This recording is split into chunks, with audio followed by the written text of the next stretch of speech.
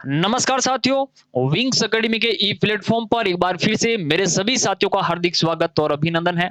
सभी साथियों को राम राम, जय श्री कृष्णा, राधे राधे।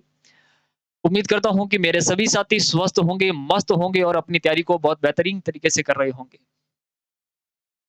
हम पढ़ रहे हैं साथियों डाइजेस्टिव सिस्टम, और डाइजेस्टिव सिस्टम का पार्ट 1 हम लोग पढ़ चुके हैं। अब आज बात करेंगे पार्ट 2 के बारे में। किसके बारे में बात करेंगे? पार्ट 2 के बारे में चर्चा करने वाले हैं। पार्ट 1 के अंदर हम लोगों ने बात कर ली थी कि हम डाइजेस्टिव सिस्टम किसे कहते हैं और डाइजेस्टिव सिस्टम हमारे शरीर के लिए कितना महत्वपूर्ण है। ये तंत्र वाकई में बहुत महत्वपूर्ण है। जो भी हमने इससे पहला जो टॉपिक था डाइजेशन से, हमने पढ़ा था पोषण के बारे में, यानी कि न्यूट्रिशन के बारे में। हम डाइट के रूप में, भोजन के रूप में क्या-क्या चीजें लेते हैं, तो उसके अंदर हम लोगों ने बात की थी कार्बोहाइड्रेट है, प्रोटीन है, वसा है, विटामिन है, मिनरल्स है, वाटर है। ये तमाम चीजें हम लोग डाइट के रूप में लेते हैं। और ये चीजें क्यों लेते हैं? क्योंकि हमें शरीर को चलाने के लिए, शरीर के वृद्धि और विकास के लिए हमें ऊर्जा चाहिए। और वो ऊर्जा हमें कहाँ से मिलती है? इस डाइट से मिलती है, इनको भोजन से मिलती है, फूड से मिलती है। अब वो फूड जो हम लोग खाते हैं, वो एक जटिल पदार्थ है। जटिल पदार्थ की बात करें तो कार्बोहाइड्रेट, प्रोटीन, वसा, ये जटिल पदार्थ है। लेकिन विटामिन है, मिनरल्स है, वाटर है, ये सूक्ष्म तत्व होते हैं हमारे भोजन के, जो हमारे शरीर को डाइजेशन की इनको ज़्यादा ज़रूरत नहीं होती है। ये छोटी आँत के द्वारा, बड़ी आँत के द्वारा इसका अब्ज़ॉर्प्शन हो जाता है, यानी कि अवशोषण कर लिया जाता है। इनको ज़्यादा डाइजेशन की ज़रूरत नहीं होती है। लेकिन जो कार्बोहाइड्रेट है, प्रोटीन है, वसा, ये जटिल पदार्थ होते हैं। इनको छोटे-छोटे अणुओं में तोड़ने का काम, सूक्ष्म तत्वों के अंदर बदलने का काम, ग्लूकोज के अंदर बदलने का काम ये कौन करता है? ये डाइजेस्टिव सिस्टम करता है। किसी भी तंत्र को हम लोग किसे कहते हैं? तंत्र हम लोग किसे कहते हैं? तंत्र की साथियों में बात करता हूँ, तंत्र किसे कहते हैं हम लोग? तंत्र उसे कहते हैं जिसके अंदर एक से अधिक लोग मिलकर के एक सिस्टम का निर्माण करते हैं, वो एक तंत्र होता है। इसी प्रकार से हमारा जो डाइजेस्टिव सिस्टम है, यानी कि जो पाचन तंत्र है, इसके अंदर भी बहुत सारे अंग हैं मिलकर के, और वे अंग मिलकर के काम करते हैं। इसलिए इसको डाइजेस्टिव सिस्टम यानी कि पाचन तंत्र कहते हैं।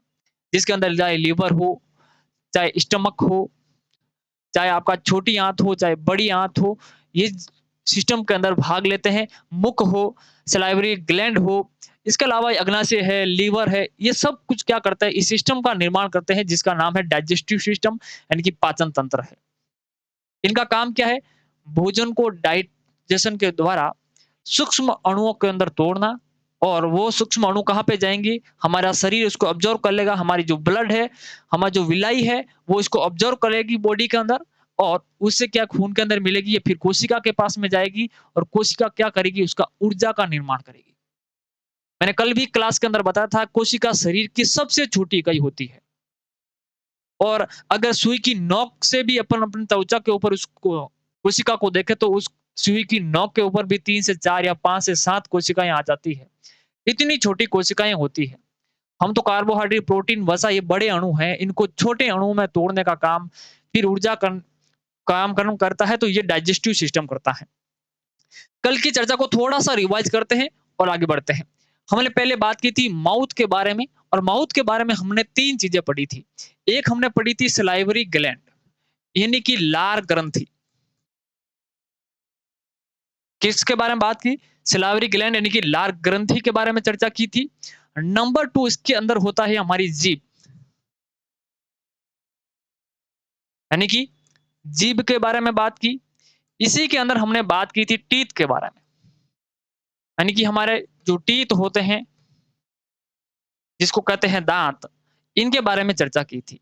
इनके बारे में एक बार थोड़ा-सा रिवाइज़ कर लेते हैं, फिर इसके अंदर आगे बढ़ते हैं। हमने टीथ के बारे में काम बात की थी, टीथ के बारे में बताया कि ये भोजन को तोड़ने का काम करते हैं, पीसने का काम करते हैं। जो हम लोग बाइट के अंदर बड़े-बड़े टुकड़े लेते हैं भोजन के कार्बोहाइड्रेट, प्रोटीन, वसा के, इनको पीसने का काम, लुगदी बनाने का काम कौन करता है? तो ये करता है हमारे दाँत करते हैं। दाँत भी 4 प्रकार के होते हैं हमारे मुख के अंदर। एक होते इंसाइज़र, एक होते कैनाइन, और एक होता प्रीमोलर, एक होते हैं मोलर। क्या होते हैं? इंसाइज़र, कैनाइन, प्रीमोलर और मोलर, ये 4 प्रकार होते हैं हमारे दाँतों के। मनुष्य मांसाहारी है, ये कौन-सा प्रमाण है कि मनुष्य मांसाहारी भी है? ऐसा कौन से प्रमाण है? अगर आपसे कभी एग्ज़ामिनर पूछता है कि मनुष्य के मांसाहारी होने का क्या प्रमाण है? आप बोलेंगे सर मैं तो शाकाहारी हूँ। नहीं, आप शाकाहारी हैं, आप शाक खाते हैं इसलिए शाकाहारी लेकिन आप मांस भी खा सकते हैं। क्यों? ऐसा कौन-सा चीज़ है जो मांसाहारी होने का प्रमाण है? तो एक छोटा-सा प्रमाण है इस कैनाइन का। ये जो कैनाइन यानी कि जो रदनक प्रकार के जो दाँत होते हैं, ये मांसाहारियों के अंदर होते हैं। मांसाहारियों के अंदर ये थोड़े बड़े होते हैं, लेकिन हमारे जैसे मानव के अंदर शाकाहारी होते हैं मानव। मानव वैसे तो सर्वाहारी होते हैं, लेकिन मानव के अंदर ये जो कैनाइन होती है, ये मांसाहारी जो जानवर होते हैं, उनसे क्या छोटी होती है। Point clear? इंसाइज़र जो सामने वाले जो दाँत दिखाई दे रहे हैं हमारे, जो सामने वाले 4 दाँत हैं, उनको कहते हैं इंसाइज़र। फिर उनके जस्ट पास वाला जो दाँत होता है, वो होता है कैनाइन। इनकी संख्या 1 होती है, मतलब ऊपर वाले जो जबड़े के अंदर 2 और नीचे वाले के अंदर भी 2, 2 और 2 टोटल कितने होते हैं 4। फिर बात करते हैं प्रीमोलर यानी कि अग्र चरणक की। प्रीमोलर की जो संख्या होती है ऊपर वाले में भी 2, 2 4 और 4, 4 8 होती है टोटल। 4 ऊपर वाले जबड़े में, 4 होते हैं नीचे वाले जबड़ों में। एक साइड की बात करें तो उसके अंदर 2 और 2, 2 ऊपर वाले में, 2 नीचे वाले में। Point clear? फिर बात करते हैं मोलर की, तो मोलर संख्या के अंदर 3 होते हैं। अब यहाँ से क्वेश्चन क्या पूछा जाता है आपसे, इस बात का ध्यान रखिए। देखिए, दाँतों के बारे में चर्चा करते हैं तो दाँतों के बारे में कहा जाता है कि दाँत जो होते हैं हमारे, उसके अंदर विषम दंती होते हैं यानी कि विषम प्रकार के होते हैं, 4 प्रकार के दाँत हो गए। फिर आते हैं कि द्विवार दंती होते हैं यानी कि जीवन में 2 बार आते हैं। कितनी बार आते हैं? जीवन में 2 बार। मैं बात करता हूँ बच्चों के अंदर। बच्चों में दाँतों की जो संख्या है, वो कितनी होती है? वो होती है 20। आपसे पूछेंगे कि बच्चों के अंदर जो दाँत है, वो कौन-से प्रकार के दाँत नहीं होते हैं? तो ध्यान रखिएगा, जो ये प्रीमोलर है ना, ये बच्चों के अंदर नहीं होते हैं। बच्चों में प्रीमोलर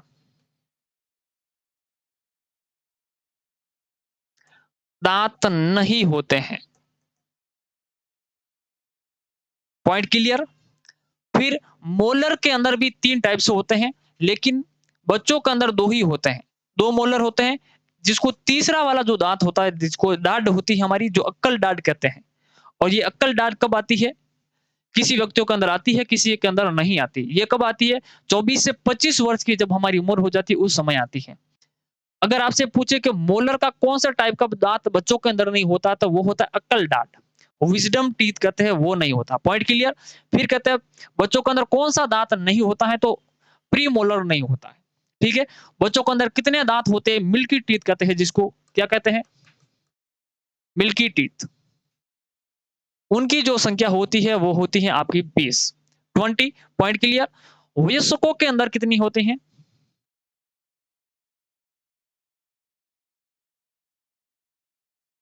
वयस्कों के अंदर बात करें तो 32 दांत होते हैं टोटल। कितने होते हैं? 32 होते हैं। आपसे पूछा जाए कि दंतसूत्र क्या होता है? देखिए, कल हम लोगों ने इसके बारे में चर्चा कर ली थी डिटेल के अंदर। आज मैं एक बार फिर से थोड़ा-सा रिवाज करवा रहा हूँ, तो इसलिए थोड़ा ध्यान रखिए। दंतसूत्र, दंतसूत्र क्या होता है? 2 1 2 3 अपॉन 2 1 2 3। अब ये क्या होता है? ये सामने वाला जो जबड़ा होता है, उसकी एक वाली साइड के अंदर, एक साइड की बात कर रहा है ये। किस वाली साइड का? एक साइड की बात कर रहा है, यानी कि एक साइड के कितने हैं? 2 तो आपके इंसाइज़र, फिर उसके बाद में 1 कैनाइन आएगा, फिर 2 प्रीमोलर आते हैं, फिर 3 आ जाते हैं आपके मोलर वाले। Point clear? चलिए, दंतसूत्र आप ध्यान रखिएगा। अब आपसे एक पूछा जाता है कि हाथी के दाँत होते हैं, और वो हाथी के दाँत दिखाने के कुछ अलग होते हैं और खाने के कुछ और होते हैं। तो हाथी के जो दाँत होते हैं, जो दिखाने वाले, वो कैसे होते हैं? हाथी के दिखाने के दाँत। अब मैं आपसे बात करूँ तो हाथी का जो दिखाने वाला जो दाँत होता है, कुछ इस प्रकार से होता है। Point clear?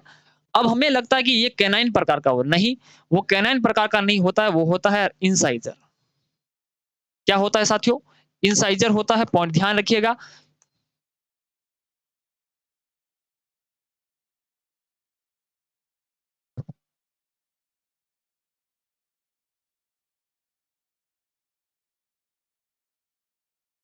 क्या होता है?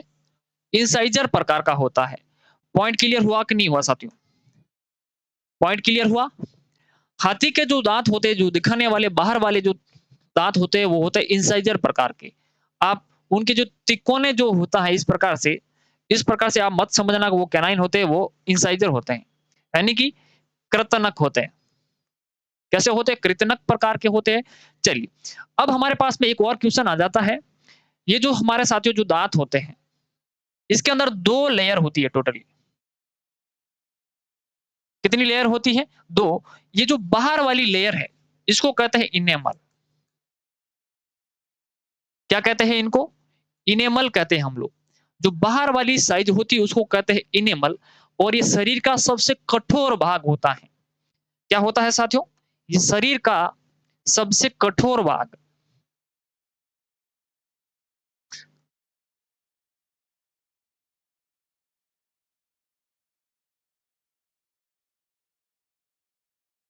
इनेमल के जस्ट बाद में आती है डेंटाइन। क्या कहते हैं इसको? डेंटाइन कहते हैं। अब कुछ व्यक्ति क्या करते हैं, दातून करते हैं हर रोज और दातून को क्या करते हैं, घिसने लग जाते हैं।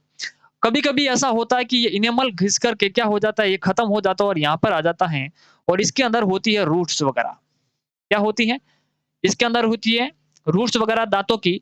अब यहाँ पे क्या होता है, जब डेंटाइन के पास में अगर कोई चीज़ चली जाती है, तो फिर जो ठंडा है, गरम खाते-पीते हैं, उस समय हमें झनझनाहट सी महसूस होती है। किस वजह से? ये इनेमल हम लोग बहुत ज़्यादा घस देते हैं। इसलिए ब्रश जब भी करें, आप लोग जब ब्रश करते हो, ब्रश को हल्के-हल्के हाथों से घुमाना चाहिए। क्या करना चाहिए? क्लीन करने चाहिए दाँतों को, वहाँ पर रगड़ने का काम ना करें। इसके अलावा सबसे बेहतर होता है आप नीम की लकड़ी से दातून करें, टूथपेस्ट करें, पॉइंट क्लियर, आगे बढ़ते हैं।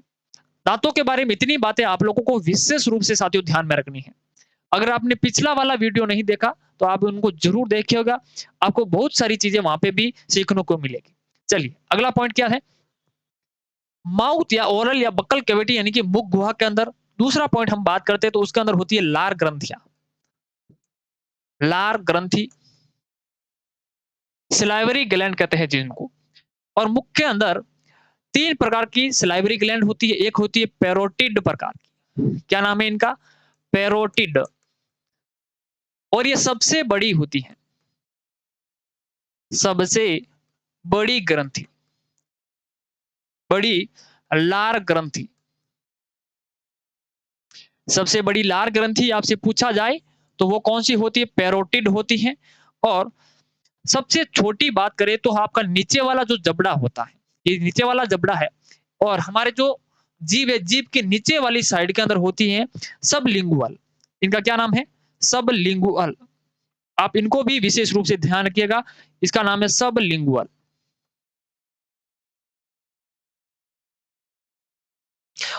ये होती है लार की सबसे छोटी ग्रंथि।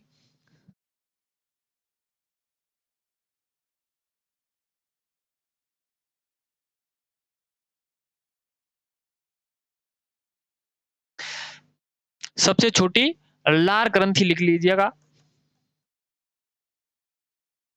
सबसे छोटी लाल ग्रंथि कौन सी होगी? सबलिंगुअल।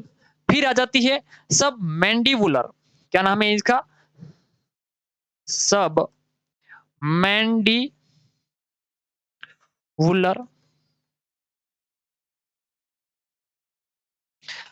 सबमैंडिबुलर ये इस जबड़े के थोड़ा-सा पीछे वाले हिस्से के अंदर होती है। नीचे वाला जो जबड़ा है, जस्ट नीचे तो होगी आपकी कौन-सी? सबलिंगुअल और सबमैंडिबुलर की मैं बात करता हूँ, तो वो होती है थोड़ा-सा पीछे वाली साइड के अंदर। Point clear? चलिए, ये हमारी मुख के अंदर लार ग्रंथियाँ होती हैं। लार के अंदर 2 चीज़ें होती हैं, ध्यान देना। अगर मैं जल की बात करूँ तो इसके अंदर 99% जल होता है और 1% क्या होता है? एंजाइम। एंजाइम कितना होता है? 1% होता है और इस एंजाइम के अंदर 2 प्रकार के एंजाइम होते हैं इसके अंदर। अगर दोनों की बात करूँ तो एक होता है टाइलिन, क्या नाम है इसका? एक का नाम है टाइलिन और दूसरा का नाम है लाइसोजाइम।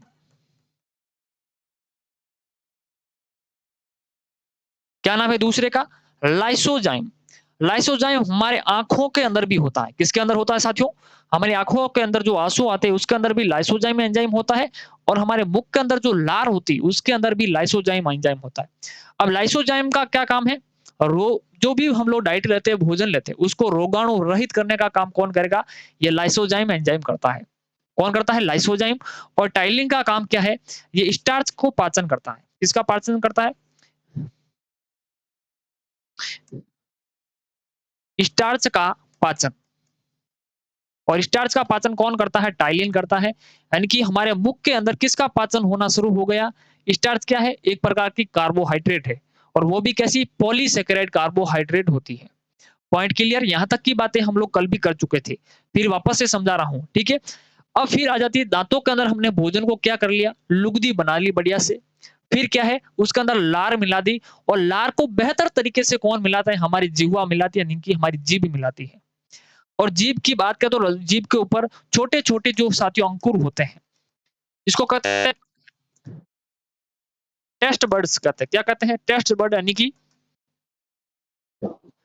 टेस्ट बड कहते हैं, जहाँ पे हमें स्वाद का पता चलता है। क्या पता चलता है स्वाद के बारे में? जो जीभ का जो आगे वाला साथियों हिस्सा होता है, जो जस्ट आगे वाला जो हिस्सा होता है, उसके अंदर हमें मीठे स्वाद का पता चलता है। किसके बारे में? मीठे स्वाद का कहाँ पे पता चलता है? स्वीट का हमें पता कहाँ से चलता है? तो जीभ के आगे वाले हिस्से के अंदर। फिर जो साइड वाले जो हिस्से होते हैं ये, सामने ध्यान देना, ये जो साइड वाले हिस्से होते हैं, श्योर का मतलब होता है तीखा, तीखा और साल्टी का मतलब होता है नमकीन। साल्टी और श्योर इन दोनों का जो स्वाद हमें पता चलता है, वो चलता है इस साइड वाले हिस्से के अंदर। जीभ के साइड वाला जो हिस्सा होता है, उसके अंदर इसका पता चलता है। अगर आप कोई भी कड़वी चीज़ खाते हैं, कड़वा, उस कड़वे का बिटर का जो इस बिटर का जो स्वाद का पता चलता है, इस पीछे वाले भाग के अंदर चलता है। किस भाग के अंदर? इस पीछे वाले भाग के अंदर आपको कड़वे का यानी कि बिटर का पता चलता है। ये तीनों चारों बातें आप लोगों को समझ में आई कि नहीं आई? हम लोग देखते हैं जब किसी भी बच्चा जब हम लोग भोजन करते हैं, तीखा कोई स्वाद नहीं होता है साथियों, आपको ध्यान दे देना, तीखा कोई स्वाद नहीं होता है। कोई भी तीखी चीज़ हम लोग खाते हैं, उसका मतलब है हमारी जो कोशिकाएँ हैं यहाँ पे जीभ के ऊपर, वो धीमे-धीमे जल रही होती हैं। क्या जल रही होती है? कोशिकाएँ। अब कोशिकाएँ जल रही हैं, तो हम लोग क्या करते हैं शक्कर खा लेते हैं। छोटे होते बच्चे होते तो माताजी उसको क्या कर देती है शक्कर खिला देती है। अब आपको भी पता है, जहाँ आग लगी हो और उस आग के अंदर हम लोग अगर शक्कर शक्कर डालते हैं, तो वो आग और बढ़ जाती है। एक बार तो हमें लगता है धीमी हुई है, लेकिन वो और आग बढ़ जाती है। इसलिए हमेशा ध्यान रखिए, अगर आपका खाने के प्रति कोई चीज़ खा रहे हो और उसके अंदर मुँह जल जाता है, तो आप पानी पीजिएगा क्योंकि आग को बुझाने का काम कौन करता है? आग को बुझाने का काम करता है पानी। और यही आग को बुझाने का काम कौन करता है? पानी। इस पॉइंट को भी हमेशा ध्यान रखिए। आपका कभी भी मुँह जलता है कुछ खाने की वजह से, तो उसका मतलब है आपके मुख के अंदर धीमे-धीमे कोशिकाओं जल रही हैं। आपकी सेल बर्न हो रही है और आप उसकी जब शक्कर की जगह पर क्या लेना? पानी ले लेना। Point clear? चलिए। जीभ के अंदर से इतनी ही बातें बनती हैं और क्या पॉइंट है जीभ का काम क्या है? एक तो भोजन को क्या करना? बढ़िया तरीके से लार को मिलाना। इसके अलावा जो हम लोग बोलने में सहायता करते हैं।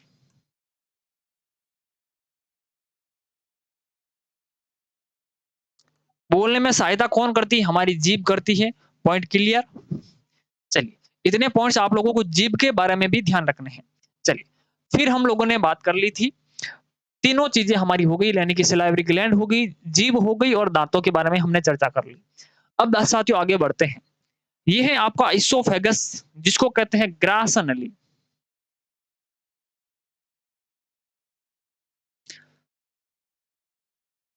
ग्रास नली, पॉइंट क्लियर?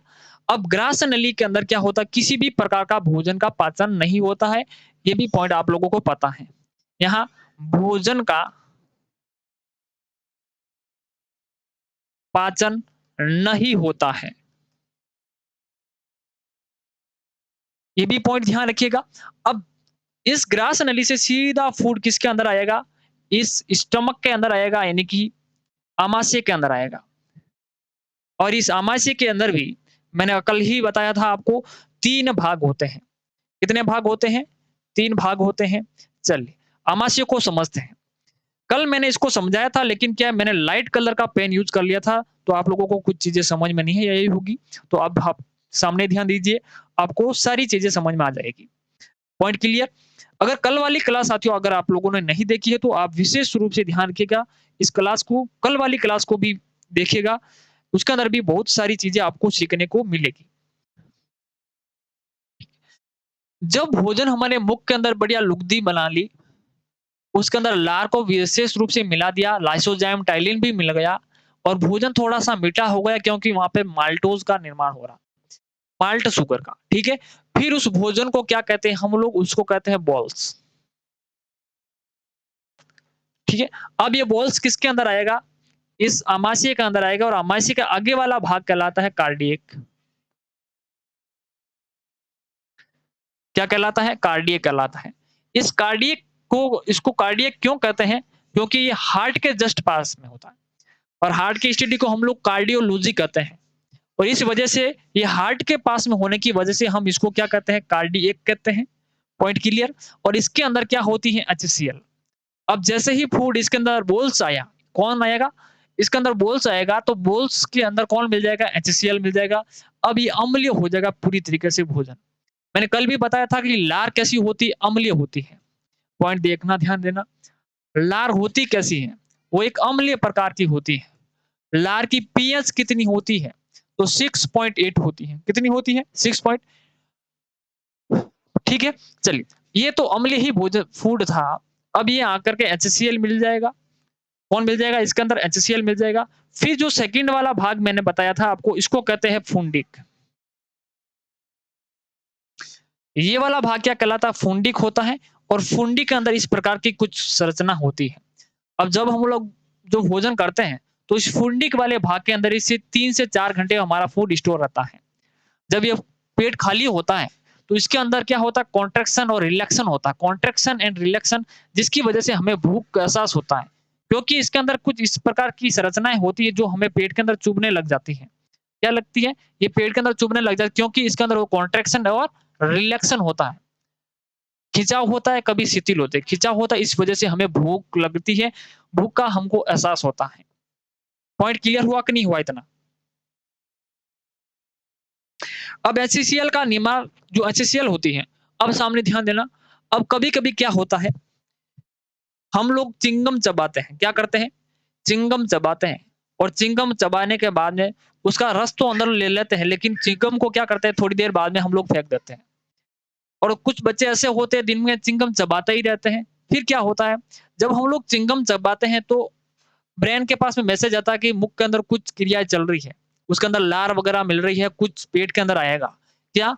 तो फिर ये क्या करता है, यहाँ पर एचसीएल स्रावित कर लेता है। क्या करता है? एचसीएल बड़ी मात्रा के अंदर बना लेता है। फिर फूड तो इसके अंदर आता नहीं है, च्युइंगम वगैरह कुछ आती नहीं है इसके अंदर। वो तो हम लोग कहीं और चिपका देते हैं, है ना? होता है ना ऐसा?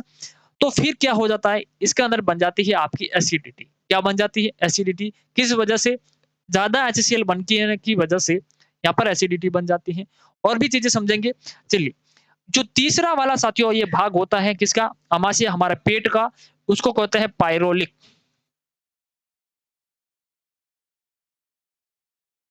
और इस पाइरोलिक वाले भाग के अंदर क्या-क्या बातें हैं, उसको सामने ध्यान देना। अब पाइरोलिक वाले भाग के अंदर क्या-क्या बातें हैं, उसको ध्यान देना।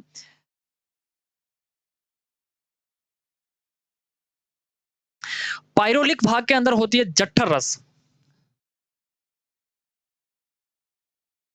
क्या होती है साथियों? जठर रस, जिसको कहते हैं हम लोग गैस्ट्रिक जूस।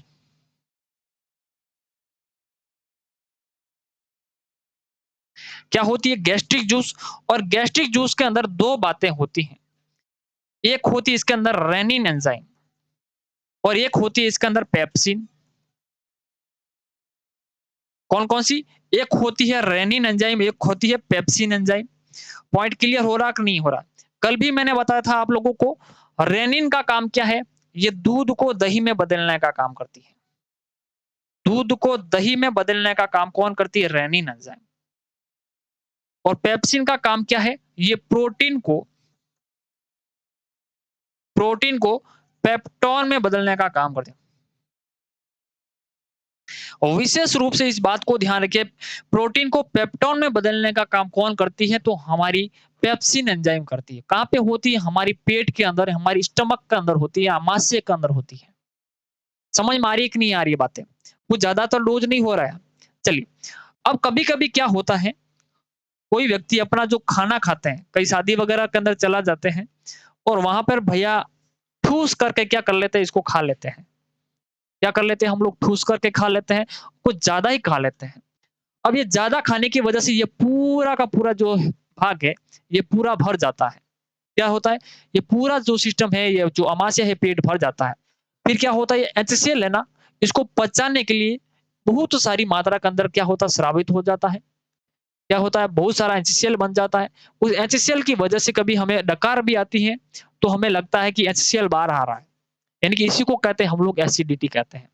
एसिडिटी ज़्यादा खाने की वजह से होता है, ज़्यादा च्युइंगम चबाने की वजह से एसिडिटी हो सकती है।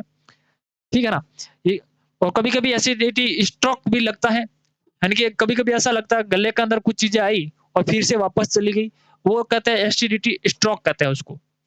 Point clear? क्या कहते हैं उसको? एसिडिटी स्ट्रोक कहते हैं।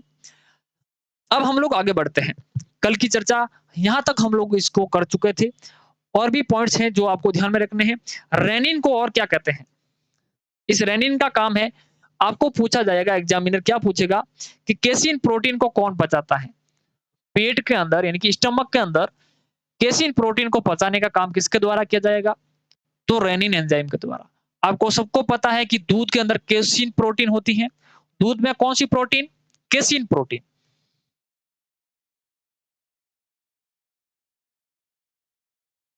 और केसिन प्रोटीन को पचाने का काम कौन करता है? तो रेनिन एंजाइम। तो गैस्ट्रिक जूस के अंदर ये 2 बातें आप लोगों को ध्यान में रखनी है। फुंडी के अंदर क्या है? ये भोजन को रोक कर रखता है।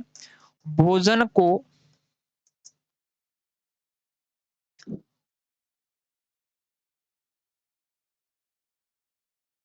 भोजन को रोक कर रखने का काम किसका है? इस फुंडिक वाले भाग का है।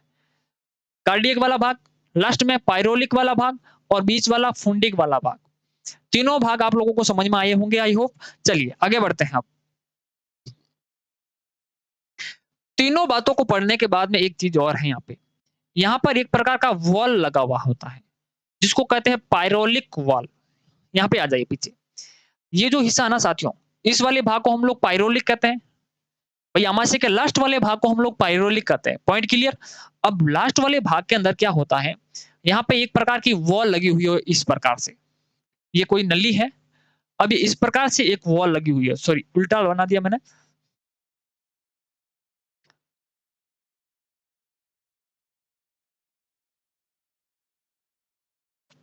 इस प्रकार से एक वॉल बनी हुई होती है। वॉल का मतलब वॉल जो ढक्कन लगा हुआ होता है। अब क्या होता है, जैसे ये वाला जो हिस्सा है, अब मैं इसी चीज़ को ऐसे बना रहा हूँ। अब ये समझ लो कि कुछ इस प्रकार से, ठीक है? अब यहाँ पे एक वॉल लगा हुआ था जिसको कहते हैं पाइरोलिक वॉल। क्या कहते हैं इसको? पाइरोलिक वॉल कहते हैं। यहाँ पे ध्यान देना, यहाँ पे होती है पाइरोलिक वॉल।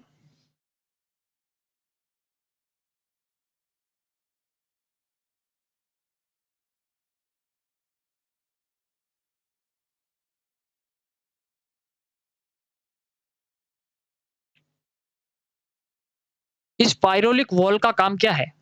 जब आपके अमाशय से फूड छोटी आंत के अंदर आ जाना शुरू हो जाता है, कहाँ पे? छोटी आंत के अंदर आ जाता है, तो ये वाला हिस्सा क्या है? ये इस प्रकार की कोशिकाएँ हैं कि जैसे ही फूड इसके अंदर आता है, एंटर करता है, तो ये सीधी हो जाती है। कैसी हो जाती है? सीधी हो जाती है। अब जैसे ही फूड वापस जाने की कोशिश करता है, तो ये वापस ऐसे हो जाती है, मतलब इसका दरवाज़ा क्या हो जाता है? बंद हो जाता है। पॉइंट को समझना। ये इस प्रकार की कुछ वॉल है। जैसे इसके अंदर फूड आया, तो ये सीधी हो जाएगी। कैसे हो जाएगी सीधी?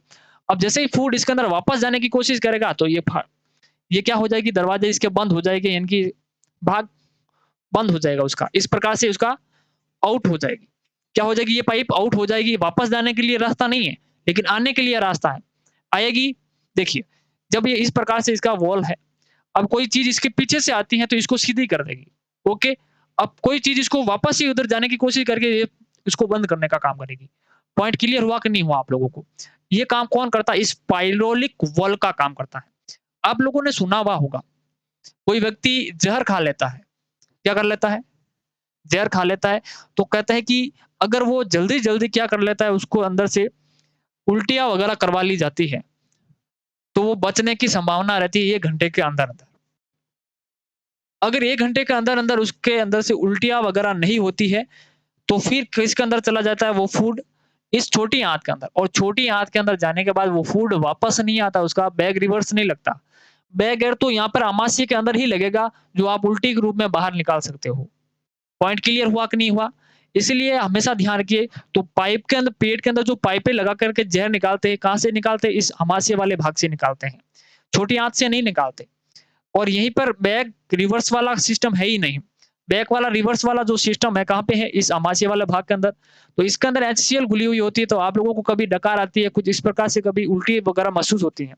जब आपको उल्टी होती है, वोमिटिंग होती है, तो अपना जो मुख है वो इस प्रकार से हो जाता है, हमें तीखा-तीखा महसूस होने लगता है। किस वजह से? इस एचसीएल की वजह से। पॉइंट क्लियर हुआ कि नहीं हुआ? ये पॉइंट आई होप आप लोगों को बिल्कुल समझ में आया होगा। चलिए आगे बढ़ते हैं, अब हम लोग यहाँ पे लगा हुआ कौन-सा पाइरोलिक वॉल होता है। पाइरोलिक वॉल के बारे में आप लोगों को समझ में आ गई, यानी कि एक प्रकार का ढक्कन है, जो छोटी आँत से फूड वापस आमाशय के अंदर नहीं आने देता। चलिए, अब हम लोग पढ़ेंगे छोटी आँत से फूड किसके अंदर, जो आमाशय से फूड किसके अंदर आता है? सीधा छोटी आँत के अंदर। अब छोटी आँत के अंदर आता है, छोटी आँत के क्या-क्या भाग है उसके बारे में चर्चा करते हैं। ये है, समझ लीजिए, छोटी आँत, और ये कौन-सी है? ये छोटी आँत है। इस छोटी आँत को नाम सिर्फ़ छोटा है, लेकिन ये शरीर की सबसे लंबी क्या है? इस आहार नाल की सबसे बड़ी लंबाई किसकी होती है? तो छोटी आँत की होती है। आप देख लीजिए, इस प्रकार से ये इमेज बना रखी है, और इसकी जो लंबाई लगभग छोटी आँत की कितनी होती है? तो 7.5 मीटर के आसपास की एक लंबाई होती है। छोटी आँत की लंबाई कितनी होती है? इसका व्यास छोटा होता है। स्मॉल इंटेस्टाइन, यानी कि छोटी आँत, छोटी आँत। अब इस छोटी आँत का क्या काम है? इनका व्यास छोटा होता है।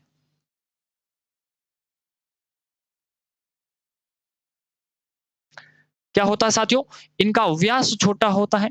दूसरा पॉइंट, इनकी लंबाई,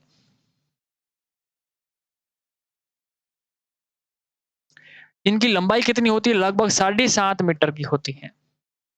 कितनी होती है? 7.5 मीटर की। कल मैंने बताया था कि आहार नाल की जो लंबाई होती है, लगभग होती है 32 फीट, यानी कि लगभग 9 मीटर के आसपास की होती है। 9 मीटर में से 7.5 मीटर तो सिर्फ़ आपकी जो छोटी आँत है वो होती है। तो आप सोच लीजिए ये कितनी लंबी होगी, यानी कि जो हमारी जो आहार नाल है, एलिमेंट्री कैनाल है, उसका सबसे लंबा भाग छोटी आँत ही है। स्मॉल इंटेस्टाइन है, पॉइंट क्लियर हुआ? चलिए, इसके अंदर हम लोगों को क्या-क्या बातें पढ़नी है, वो सबसे पहले हमें ध्यान देनी है। अब पीछे आ जाइए थोड़ा-सा, यहाँ पे आइए। जब ये छोटी आँत शुरू होती है, तो इसके अंदर एक यहाँ से लीवर इसके साथ में जुड़ा हुआ होता है। लीवर के पास में एक छोटी-सी थैली जुड़ी हुई होती है, जिसको कहते हैं गॉल ब्लैडर। क्या कहते हैं? पित्ताशय, ठीक है? और इसके पास में एक लीवर जुड़ा हुआ है, यानी कि यकृत कहते हैं जिसको हम लोग हिंदी में लीवर। लीवर लीवर क्या बनाता है? लीवर बनाता है गैल को। गैल बोले तो पित्त को बनाने का काम कौन करता है? पित्त का निर्माण करता है यकृत।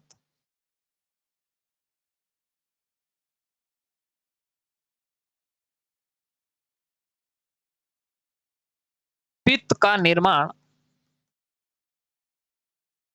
कौन करता है? तो पित्त का निर्माण करता है आपका लीवर। फिर पित्त का स्टोर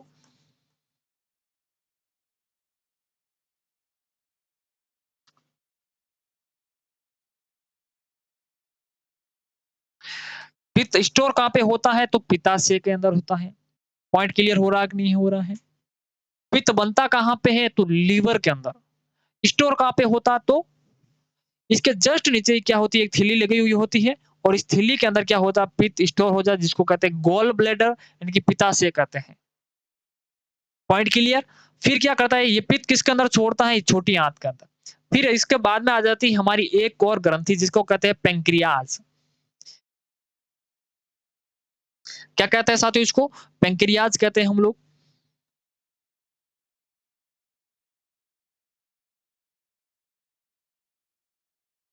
पैंक्रियाज जिसको कहते हैं अग्नाशय। अब इस अग्नाशय के अंदर ऐसी क्या चीजें हैं जो क्या करती हैं? भोजन का पूर्ण पाचक एंजाइम अग्नाशय स्रावित करता है। अग्नाशय को मिश्रित ग्रंथि भी कहते हैं। क्यों कहते हैं? ये हार्मोन भी स्रावित करती है और ये एंजाइम भी स्रावित करती है। अब हम लोग हमारे भोजन के लिए क्या जरूरी है? एंजाइम है, तो एंजाइम के बारे में बात करेंगे। अब पैंक्रियाज के पास में 3 प्रकार के होते हैं क्या? एंजाइम होते हैं, जिसको कहते हैं एल, ए और टी। क्या कहते हैं? एल, ए और टी। एक का नाम है लाइपेज, दूसरे का नाम है एमाइलेज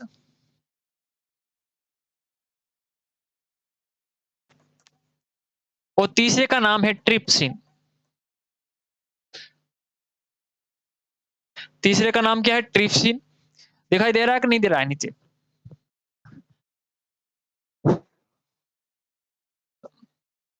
एक का नाम क्या है? लाइपेज, एमाइलेज और ट्रिप्सिन। किसके द्वारा? इस अमाशय के द्वारा 3 एंजाइम छोड़े जाते हैं और तीनों का काम क्या-क्या है?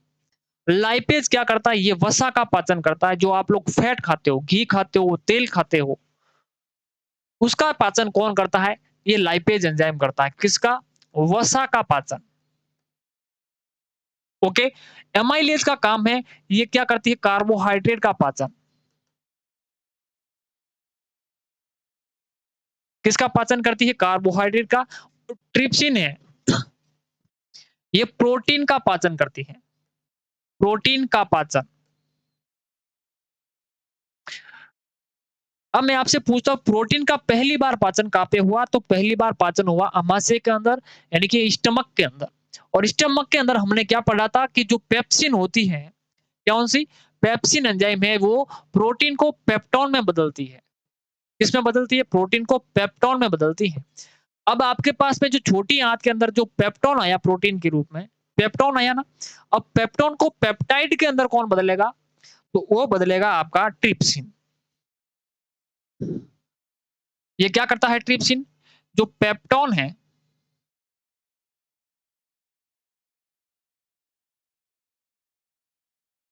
ये पेप्टाइड के अंदर बदल देगा।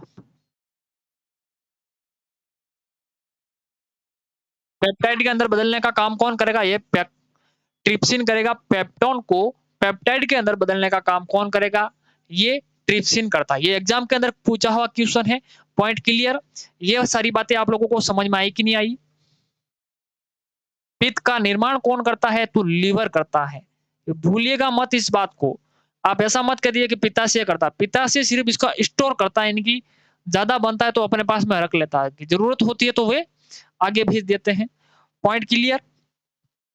अब हम बात करते हैं छोटी आंत के अंदर और क्या बातें होती है। छोटी आंत के द्वारा भी 2 हार्मोन स्रावित किए जाते हैं। एक का नाम है कोलेस्ट्रॉल। चलिए, छोटी आंत भी 2 हार्मोन स्रावित करती है। क्या करती है? 2 हार्मोन उत्तेजित करती है और क्या नाम है?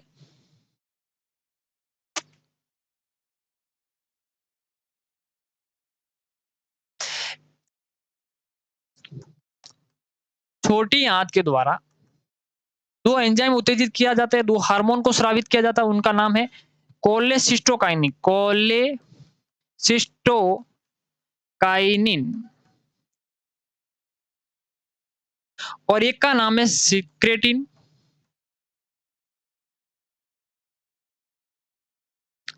एक का नाम है सिक्रेटिन और एक का नाम है कोलेसिस्टोकाइनिन।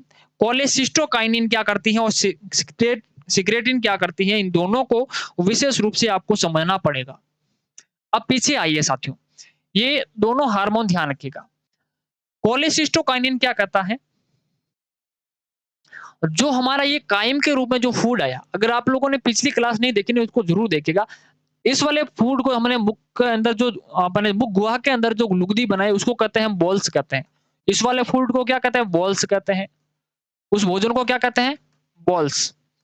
अब यहाँ पे जैसे अमाशय के अंदर इसके अंदर एचसीएल मिला, इसके अंदर क्या मिला, पेप्सिन मिला, इसके अंदर रेनिन मिला, उसके बाद में जो भोजन है उसको कहते हैं हम लोग काइम कहते हैं। उस भोजन को क्या कहते हैं, कायम, सॉरी काइम कहते हैं, काइम कहते हैं। अब ये काइम किसके अंदर आया, छोटी आंत के अंदर। Point clear. अब छोटी आंत के अंदर कौन आया, काइम आया। अब पित्त का निर्माण कौन करता है, पित्ताशय करता है, लीवर करता है और स्टोर होता है पित्ताशय के अंदर।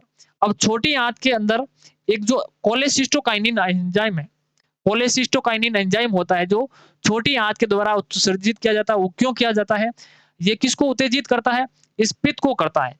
ये क्या है, ये जो भोजन है इसके अंदर क्या होता है, ये अम्लीय फूड होता है। कैसा होता है, अम्लीय फूड होता है। क्यों, इसके अंदर एचसीएल मिली हुई होती है। Point clear. अब हमारी छोटी आंत का खुद का नखरा अलग ही है। उसके पास में क्या नखरा है कि जब तक मेरे पास में उदासीन फूड नहीं आएगा तब तक मैं उसका पाचन नहीं करूंगी। जो आपका जो पित्त है, जो गैल है, ये किस प्रकार का होता है, ये क्षारीय होता है, थोड़ा कड़वा होता है। क्या होता है, क्षारीय प्रकृति का होता है। भोजन को उदासीन बनाने का काम कौन करेगा, यहाँ पे ये पित्त करता है। कौन करता है, पित्त करता है। और पित्त को उत्सर्जित करना यानी कि उत्तेजित करने का काम कौन करता है, जो छोटी आंत के द्वारा एक एंजाइम छोड़ा जाता है और वो कौन सा है, कोलेसिस्टोकाइनिन। कौन सा वाला, कोलेसिस्टोकाइनिन कहता है ये पित्त, ये लीवर जल्दी कर क्या कर, गैल को छोड़ो। क्या फूड आ रहा है, क्या कर रहा है, फूड आ रहा है, भोजन आ रहा है, डाइट आ रही है हमारी। तो ये काम कौन करता है, कोलेसिस्टोकाइनिन क्या करता है, पित्त निर्माण को उत्तेजित क्या करता है, पित्त निर्माण को नहीं, पित्त स्रावित, पित्त स्राव को उत्तेजित करता है। Point clear. कोलेसिस्टोनाइन, कोलेसिस्टोकाइनिन का काम क्या है, पित्त को उत्तेजित करना कि जल्दी-जल्दी आप फूड आ गया है, कैसा अम्लीय है, उसको क्या करना है, क्षारीय करना है। और कोलेसिस्टोकाइनिन ये जो पित्त होता है, इसका काम है वसा का भी ये पाचन करता है। किसका करता है, फैट का पाचन भी करता है ये कोलेसिस्टोकाइनिन और पित्त दोनों मिलकर के। Point clear. फिर आ जाता है आपका सिक्रेटिन। ये सिक्रेटिन किसको उत्तेजित करता है, ये करता है आपके एलएटी को। किसको करता है, एलएटी,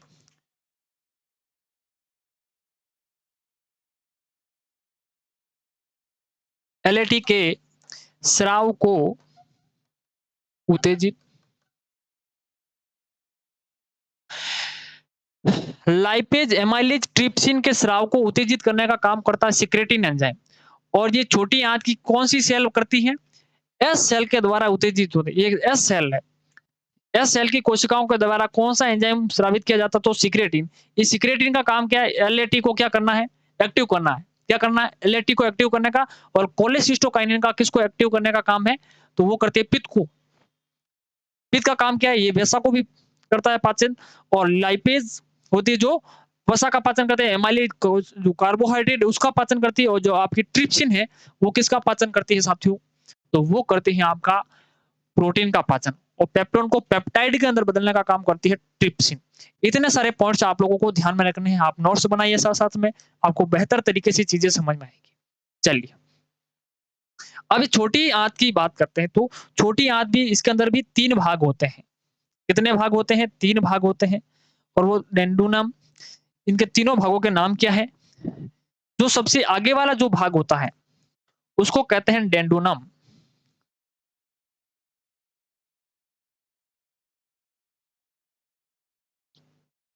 सबसे आगे वाले भाग को क्या कहते हैं, इस छोटी आंत के भी 3 भाग है।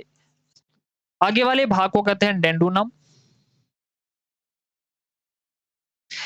पीछे वाला जो भाग होता है, बीच वाला भाग, उसको कहते हैं जेंजुनम।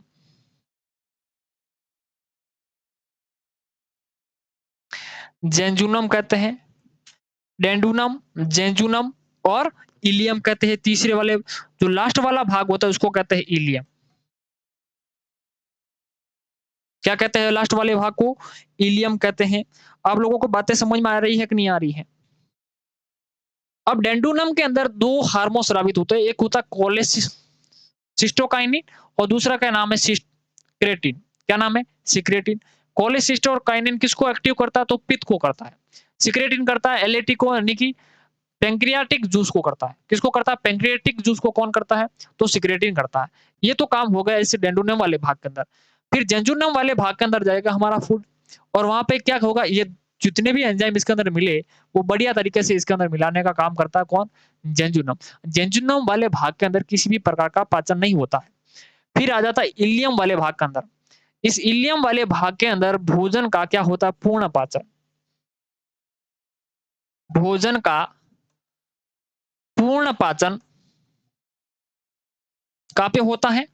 इस इलियम वाले भाग के अंदर छोटी आंत के अंदर होता है।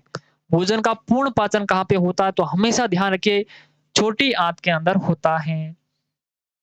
पॉइंट क्लियर हुआ कि नहीं हुआ? ये बातें आप लोगों को समझ में आई कि नहीं आई? अब मैं आपको बताता हूँ जो आपकी छोटी आंत के अंदर सबका पाचन होता है। पूर्ण पाचन होता है, कार्बोहाइड्रेट का भी होगा, प्रोटीन का भी होगा, वसा का भी होगा और भी चीज़ों का होगा। जैसे कि इसके अंदर बहुत सारे एंजाइम होते हैं।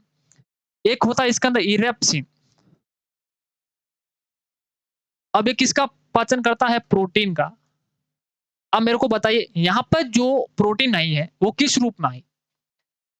किस रूप में? प्रोटीन किस रूप में आई? पेप्टोन के अंदर बदलने का काम कर दिया था पेप्सिन ने। ट्रिप्सिन ने काम किया क्या? पेप्टोन को पेप्टाइड के अंदर बदला। अब यहाँ पे कौन सी प्रोटीन आई? पेप्टाइड। कैसी आई थी? पेप्टाइड। अब पेप्टाइड को एमिनो अम्ल के अंदर, अमीनो अम्ल में बदलने का काम।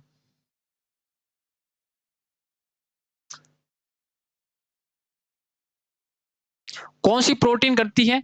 तो ये इरेप्सिन प्रोटीन करती है। इरेप्सिन प्रोटीन का काम क्या है? पेप्टाइड को अमीनो अम्ल के रूप में बदलना। ये लास्ट प्रोटीन का सबसे छोटा से छोटा अणु, सबसे छोटी इकाई होती है अमीनो अम्ल। क्या होती है? अमीनो अम्ल। जैसे कार्बोहाइड्रेट की सबसे छोटी इकाई कौन सी होती है? ग्लूकोज होती है या नहीं होती है? सबसे छोटी इकाई मोनोसैकेराइड कहते हैं जिसको, ग्लूकोज होती है। और वो ग्लूकोज की तरह ये अमीनो अम्ल भी किसकी सबसे छोटी इकाई है? तो वो होती है किसकी? प्रोटीन की। क्या ये बात आप लोगों को समझ में आई कि नहीं आई? और यहाँ पे होती है एक माल्टेज सर। इसके अलावा इसके अंदर होती है माल्टेज, माल्टेज प्रोटीन। और ये माल्टेज प्रोटीन क्या करती है? माल्टोज को पचाने का काम करती है। माल्टोज का पाचन। इसके अंदर भी होती है सुक्रेज। क्या होती है? सुक्रेज होती है। और वो किसको पचाती है? सुक्रोज को। सुक्रोज का पाचन। सुक्रोज का पाचन सुक्रेज करती है। ये कहाँ पे होती है? छोटी आंत के अंदर होती है। इसके अलावा लैक्टेज होती है यहाँ पे, लैक्टेज एंजाइम। और वो लैक्टेज एंजाइम क्या करती है? लैक्टोज का पाचन है। लैक्टोज का पाचन। इतनी सारी बातें आप लोगों को ध्यान में, जो इरेप्सिन एंजाइम होता है वो प्रोटीन को पेप्टाइड के अंदर बदलने का काम करता है। ये अमीनो अम्ल में बदलने का काम करता है। पेप्टाइड से किसको? अमीनो अम्ल के अंदर में। जो माल्टेज एंजाइम होती है वो माल्टोज का पाचन करती है। सुक्रेज एंजाइम होती है वो सुक्रोज का पाचन करती है। लैक्टेज एंजाइम होती है वो लैक्टोज का पाचन करती है। किसका करती है? लैक्टोज, लैक्टोज का पाचन करती है। और इसके अंदर एक और होती है लाइपेज। लाइपेज एंजाइम होती है। क्या होती है? Lipase enzyme. और किसका करती है ये पाचन? वसा का पाचन करती है।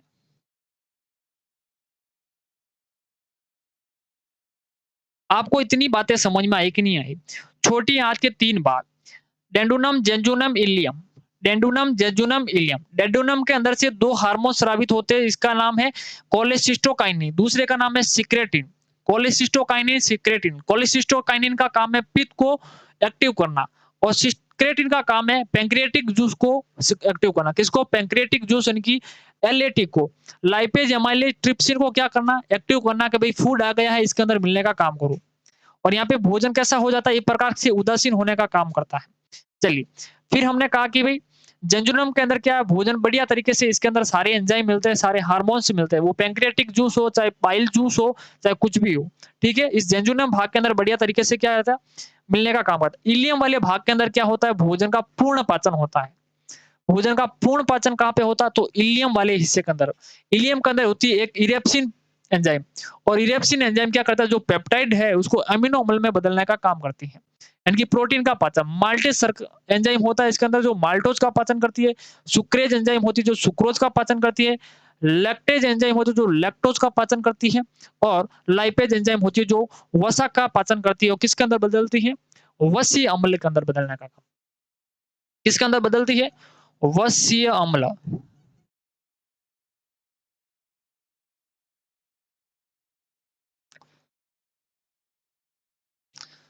वसीय अम्ल में बदलने का कार्य इसके द्वारा किया जाता है। इतनी बातें आप लोगों को समझ में आई हुई होप। चलिए, आगे देखते हैं हम लोग बड़ी आंत के बारे में।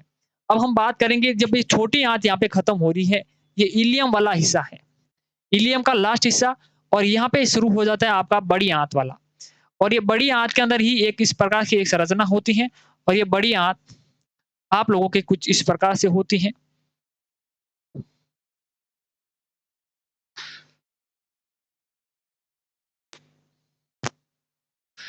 ये साथियों है आपकी बड़ी आंत।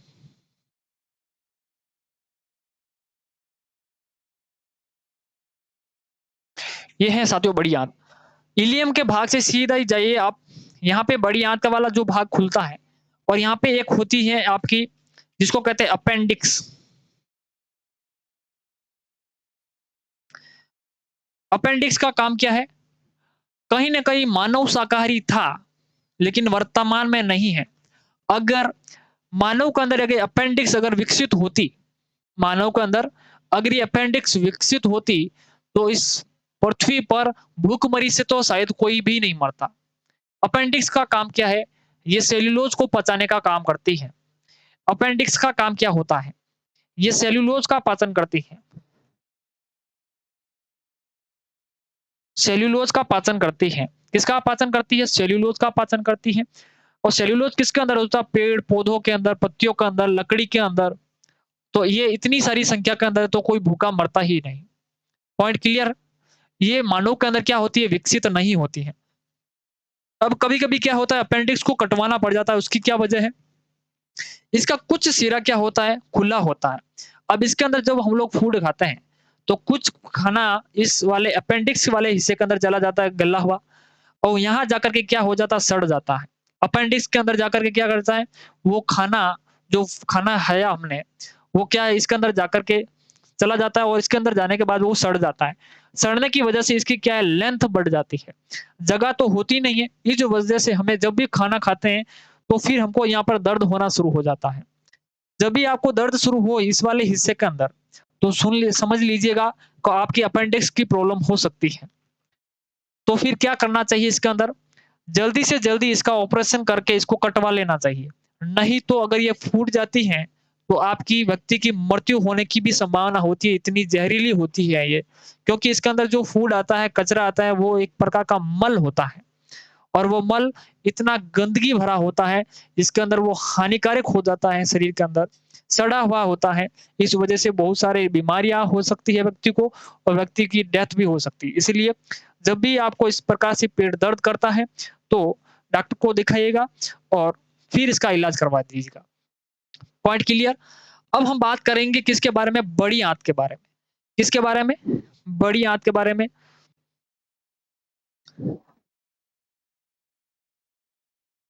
बड़ी आंत के भी साथियों क्या होते हैं? 3 भाग होते हैं। क्या होते हैं? 3 भाग होते हैं। एक पहले वाले भाग को कहते हैं सिक्कम। दूसरे वाले जो भाग होते हैं उसको कहते हैं कोलन।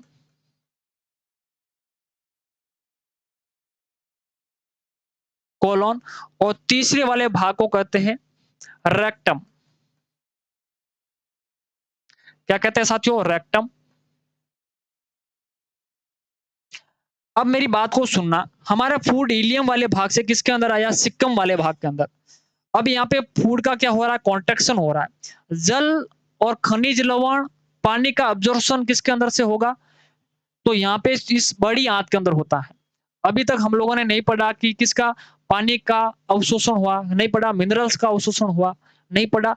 एक छोटी-सी बात रह गई थी, अब ध्यान देना, जो इलियम वाला भाग होता है, जैसे इलियम वाला भाग है, इस इलियम वाले भाग के अंदर कुछ इस प्रकार से अंगुलीनुमा कुछ संरचना पाई जाती है और ये अंगुलीनुमा जो संरचना होती है साथियों, इसको कहते हैं विलाई। क्या कहता है इसको? विलाई। और ये विलाई क्या करती है? इसके ऊपर रेशे होते हैं विलाई के ऊपर और उसको कहते हैं माइक्रोविलाई।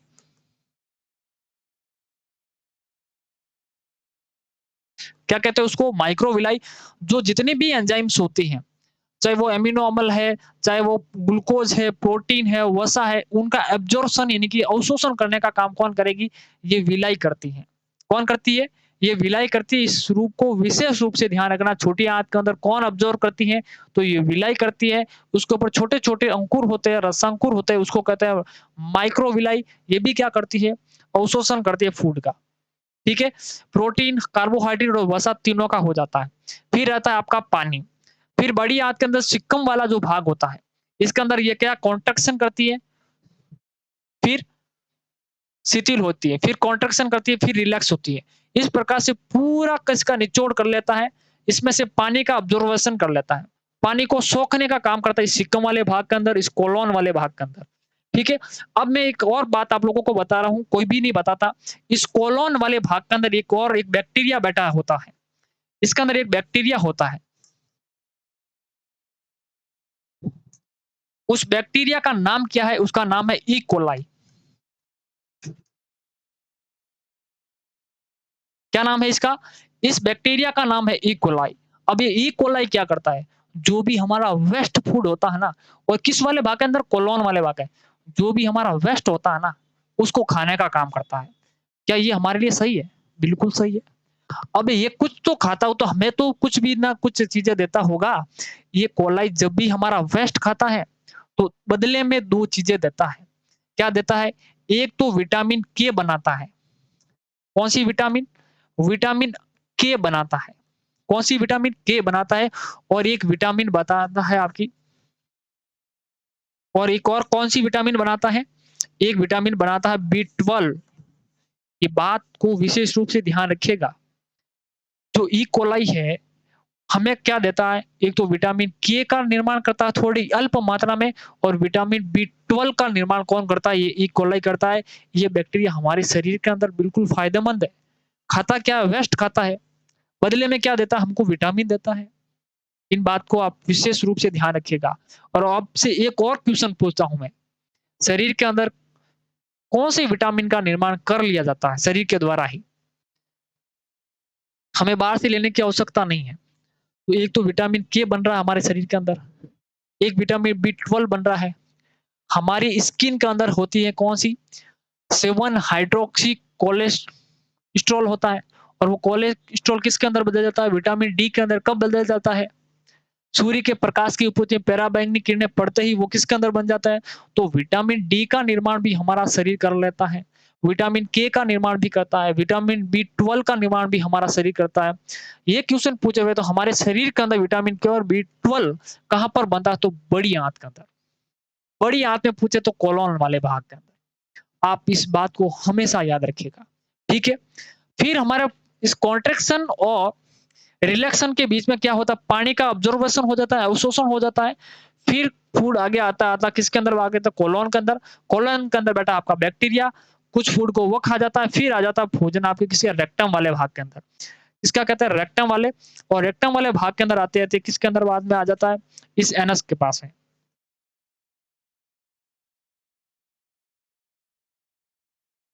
अब एनएस के अंदर आने के बाद में हमें एहसास होता है वेस्टेज का, और हम इस शरीर से क्या कर देते हैं? बाहर निकाल देते हैं। कभी-कभी क्या होता है? ये ढंग से काम नहीं करता, सिक्कम वाला, कोलोन वाला भाग काम नहीं करता है। तो फिर क्या होता है? तो हमारा जो फूड के अंदर जो जल होता है, उसका एब्ज़ॉर्प्शन नहीं होता। उसका अवशोषण नहीं होता। अब वो अवशोषण नहीं होता है, उसकी वजह से हमें हो जाता है डायरिया। अब डायरिया क्या है? हमारे शरीर के अंदर क्या होता है? फूड का ऑब्जर्वेशन, पानी का ऑब्जर्वेशन नहीं होता, पानी को नहीं सोखता है, पानी का अवशोषण नहीं करता हमारा शरीर। इस वजह से हमें हो जाता है डायरिया, जिसको हम लोग कहते हैं दस्त हो गई। क्या हो जाती है? दस्त हो जाती है। और कभी-कभी क्या है, ये शरीर के अंदर हम लोग पानी कम पीते हैं कभी-कभी। पानी कम पीते हैं, तो यहाँ पे पानी की कमी रहेगी, तो ये फूड के अंदर से जितना भी पानी होगा ना, बड़ी आँत खींच लेगी। अब वो फू जो हमारा जो वेस्ट है, वो क्या हो जाता है? कठोर हो जाता है। कठोर होने की वजह से हमें यहाँ पे दिक्कत होती है किसके अंदर? उसको बाहर रिलीज़ करने में, और उसको हम लोग क्या कहते हैं? कब्ज़ कहते हैं। उस वाली बात को क्या कहते हैं हम लोग? कब्ज़ कहते हैं। ये कब्ज़ किस वजह से होती है? हम लोग शरीर के अंदर पानी नहीं पीने की वजह से, कम पीने की वजह से इस कब्ज़ की समस्या हो जाती है। और फूड के साथ में कुछ हरी सब्जियाँ या फिर सलाद खाना चाहिए। क्यों खाना चाहिए? ताकि फूड का क्या है, बढ़िया तरीके से रिलैक्शन हो सके, उसका कॉन्ट्रैक्शन हो सके। और कच्चे पदार्थ आप लोग सलाद के रूप में कुछ भी खाते हो, तो उसके अंदर सेल्युलोज़ होती है, सेल्युलोज़ हमारा फूड पचा नहीं पाता। तो ये रास्ता साफ करने का काम भी कौन करता है? ये सलाद करता है। जो भी आप सलाद के अंदर टमाटर खाते हो, चाहे खीरा खाते हो, चाहे और कुछ भी चीज़ें खाते हो, तो वो क्या करती हैं? इसके आहार नाल को साफ करने का काम कौन करती है?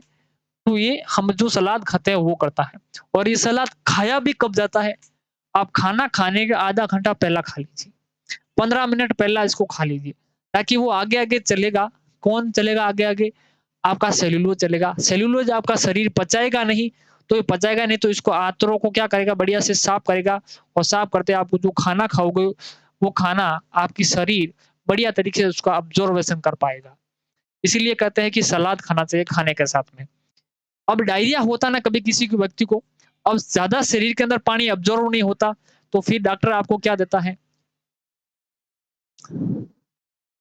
डॉक्टर ओआरएस घोल देता है। ओआरएस का पानी पियो फिर खूब सारा, ताकि क्या है, शरीर उसको क्या कर ले, ऑब्ज़र्व कर ले। ठीक है? तो ये वाली बात आप लोगों को समझ में आ गई। अगर पानी कम पियोगे या शरीर के अंदर और पानी की कमी होगी, तो कब्ज़ होने की समझा रहती है। अगर शरीर के अंदर जो कोलोन, सीकम ढंग से काम नहीं करेंगे, तो आपको डायरिया हो जाएगी, आपको दस्त हो जाएगी। ठीक है? एक और इसके अंदर एक और बीमारी हो जाती है। अगर आप समय पर अगर आप वेस्ट भी बाहर निकालते, वेस्ट भी बाहर नहीं निकालोगे, तो इसके अंदर क्या हो जाते हैं? घाव हो जाते हैं। इस रेक्टम वाले भाग के अंदर क्या हो जाते हैं? घाव हो जाते हैं। और वो घाव क्या होते हैं? जिसको हम लोग कहते हैं बवासीर। कौन-सी वाली बीमारी? बवासीर वाली बीमारी।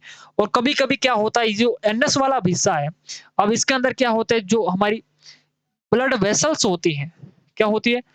जो वेसल्स होती हैं, जो खून को ऑब्ज़र्व करने वाले, जो चीज़ों को ऑब्ज़र्व करने वाली जो हमारे अंदर नलियाँ होती हैं, तो वो क्या है?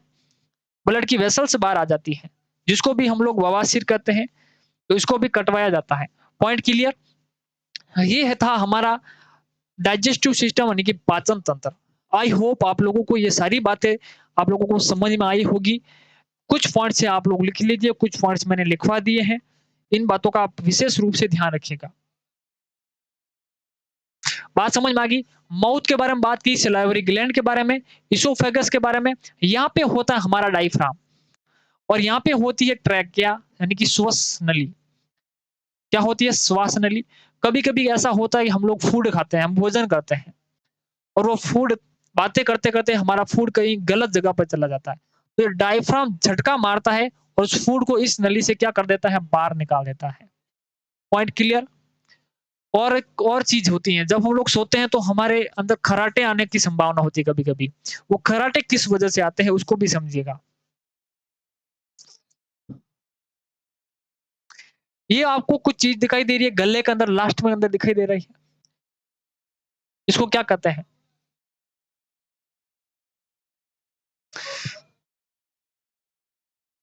मारवाड़ी भाषा के अंदर इसको कागला कहते हैं।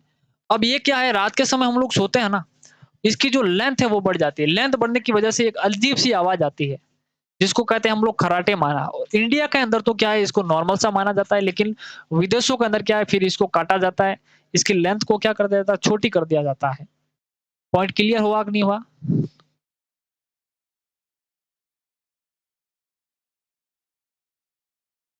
इतनी बातें इस विशेष रूप से इस सेशन के बारे में आपको ध्यान में रखनी है। कल जो हमारी सेशन रहेगा इसके अंदर जितने भी इम्पोर्टेंट क्वेश्चन बन सकते हैं, उसके बारे में हम लोग चर्चा करेंगे। ठीक है? Thank you for watching my video. अगर ये क्लास आपको अच्छी लगी, हेल्पफुल लगी तो अपने साथियों के साथ में शेयर ज़रूर करें। अगर साथियों आप हमारे चैनल पर नए हैं तो चैनल को सब्सक्राइब ज़रूर करें।